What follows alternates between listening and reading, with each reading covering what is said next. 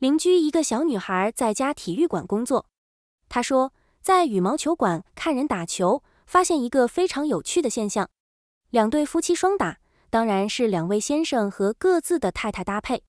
奇怪的是，夫妻之间常常吵架，男的说女的打得不对，女的说男的打得不好，两人互相埋怨，结果闹得几乎无法再继续打下去了。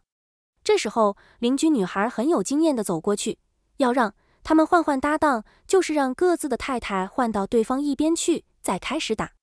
结果，球场上充满了欢笑，双方打得高高兴兴，不愿离去。战国时期有一种叫做竽的乐器，吹出来的声音很好听，齐王特别爱听。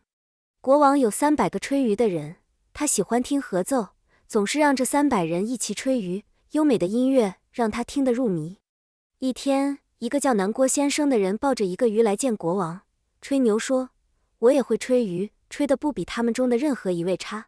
国王相信了他的话，就收下了他，叫人给他吃的穿的。南郭先生一点儿也不客气，专要好的吃，专挑好的穿，却把竽丢在一边。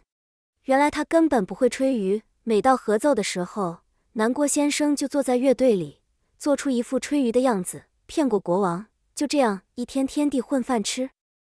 后来国王死了，他的儿子当了国王。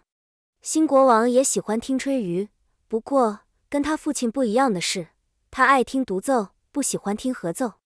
这可吓坏了南郭先生，他觉得自己再也混不下去了，就偷偷地溜走了。